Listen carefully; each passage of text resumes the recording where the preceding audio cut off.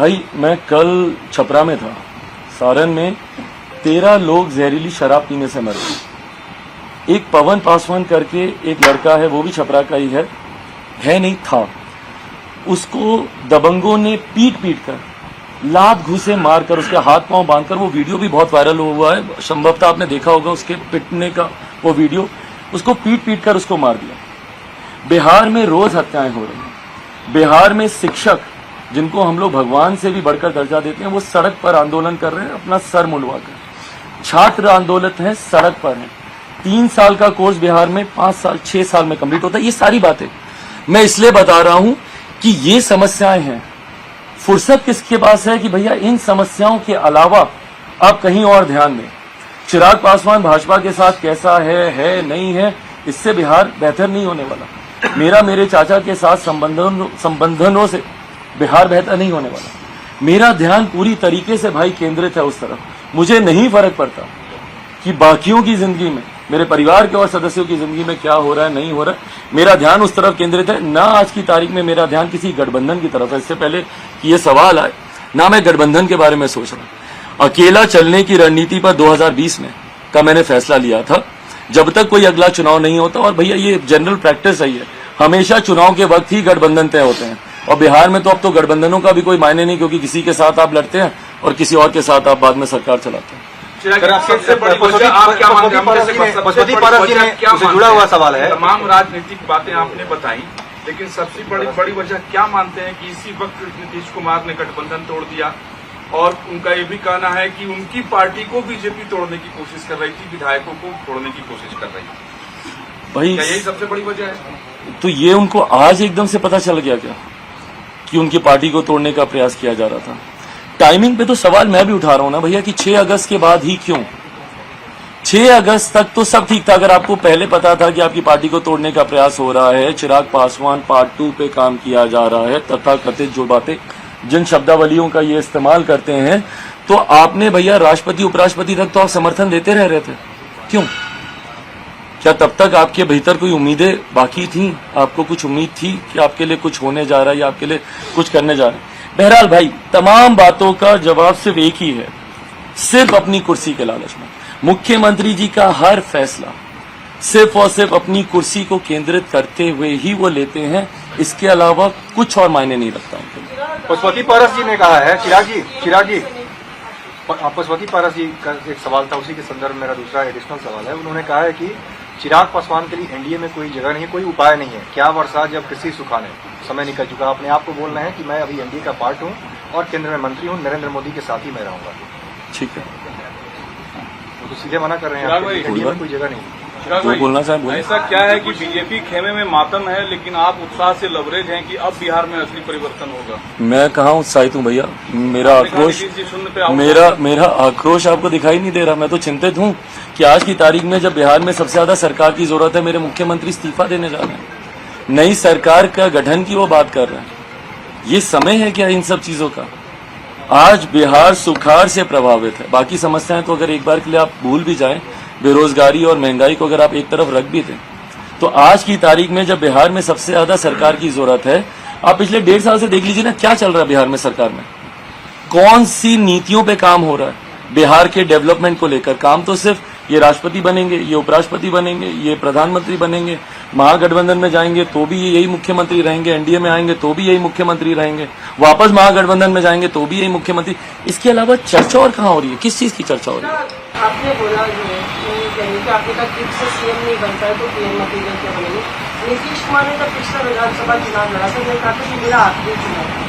आपको याद है अपने आखिरी भाषण में मेरी बात की, तो उसको अब आप किस तरह से देखते, जब उनके पार्टी के नेता ही उनको बोल रहे हैं कि देश आपका इंतजार कर रहा है? और दूसरा कि आपको ये जोड़ तोड़ की राजनीति गलत लग रही है बिहार में जो हो रही है, तो जो मध्य प्रदेश में हुआ, जो अभी हाल ही में महाराष्ट्र में जोड़ तोड़ से हुआ, क्या वो राजनीति सही? गलत है, सब गलत है। और मैं हमेशा मैं इस बात का पक्षधर रहा हूं कि जब भी अगर अविश्वास सरकार में के घटक दलों के भीतर उत्पन्न होता है, तो जोड़ तोड़ से सरकार बनाने से बेहतर है आप नया जनादेश लेकर आए। पहली बात तो जो जनादेश जनता ने आपको दिया है उसका सम्मान करना सीखें। जरूरी है।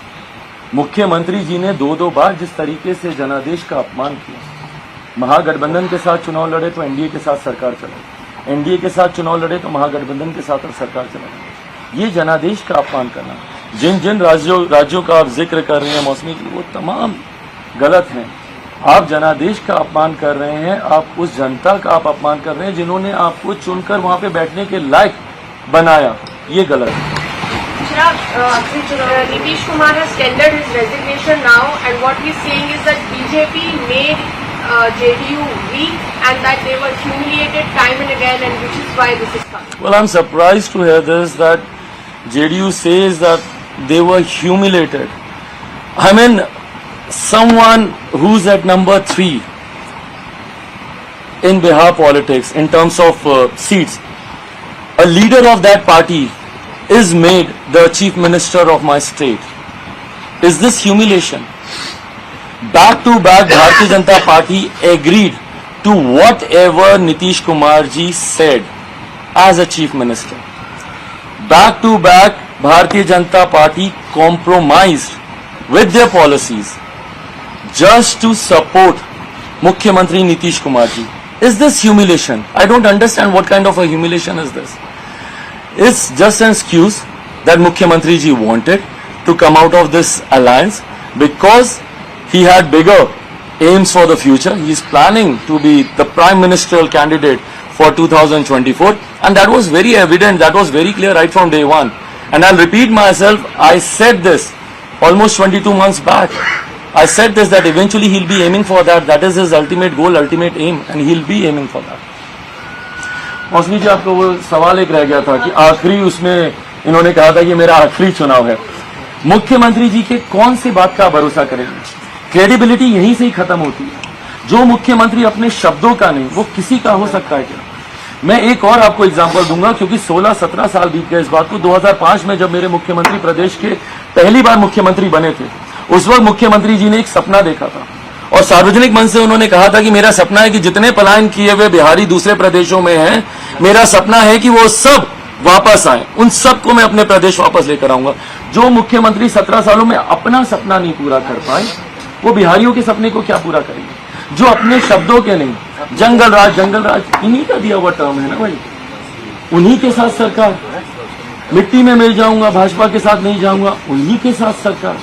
ये मेरा आखिरी चुनाव, उसके बाद राष्ट्रपति का भी चुनाव लड़ने को तैयार है, उपराष्ट्रपति का भी चुनाव लड़ने को तैयार है, मुख्यमंत्री का भी लड़ने को तैयार है, प्रधानमंत्री का भी लड़ने को तैयार है। तो जो मुख्यमंत्री अपने शब्दों का नहीं, और शब्दों का महत्व होता है राजनीति में, अगर आप अपने शब्दों के नहीं, तो बिहार की कोई जनता आपका विश्वास नहीं करेगी। चिराग भाई, जेडीयू कभी खुलकर नहीं कही, लेकिन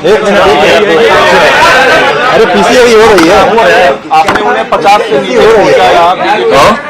जेडीयू कभी खुलकर नहीं कही, लेकिन उनका दर्द यही है कि आपने बीजेपी के साथ मिलकर उन्हें 50 से नीचे पहुंचा दिया। अब आप कह रहे हैं कि उन्हें शून्य तक पहुंचाएंगे। नहीं, जेडीयू ने खुल के कहा ना इस बात को, चिराग मॉडल का उन्होंने जिक्र किया ना भाई, और चिराग मॉडल यही है कि मैंने अपनी विकास की बातों को रखते हुए जन भावना को सामने रखा, और जनता ने मुझे बीजेपी से मिलकर, बीजेपी से में आप तो अकेले लड़े थे। हाँ नहीं, वो भी मैं क्लियर करता हूँ कि जन भावनाओं को मैंने सामने रखा और जनता ने मुझे साथ दिया, और जनता ने उस वक्त भी भाई एक बड़ा जनादेश, 6% से ज्यादा का मत मुझे मिला, 25 लाख वोट मेरी पार्टी को उस वक्त मिले। और जनता दल यूनाइटेड इसी बात का तो दर्द उनकी आवाज में आज भी झलकता है। जब ललन जी बोलते हैं चिराग मॉडल का, जब वो जिक्र करते हैं, तो वो दरअसल इसी मॉडल का जिक्र करते हैं जिस मॉडल की वजह से उनकी पार्टी तीसरे नंबर पर आई। और जब वो इस बात को कहते हैं, वो उतनी बार मुझे मेरी ताकत का एहसास दिलाते हैं, वो मेरा परिचय मेरी ही ताकत से करवाते हैं, जितनी बार वो इस बात को कहते हैं कि चिराग की वजह से हम लोग हारे, चिराग की वजह से हम लोग तीसरे नंबर की पार्टी बन गए।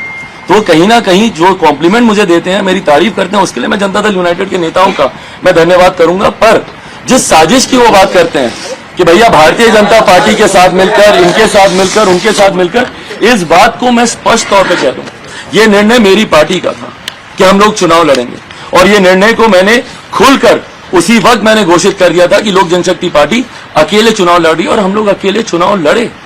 तमाम सीटों पर जितनी भी जो सीटें हम लोगों ने चुनाव की थी, उन तमाम 137 सीटों पर हम लोगों ने अकेले चुनाव लड़ा, और जो भी मत मुझे मिला, मैं बिहार की जनता का उसके लिए धन्यवाद करता हूं। जो साथ उन्होंने दिया उसी वक्त नहीं, उसके बाद भी जो साथ उन्होंने मेरा दिया उसके लिए मैं उनका धन्यवाद करूंगा। और आने वाले समय में जो मैंने कहा वो होगा।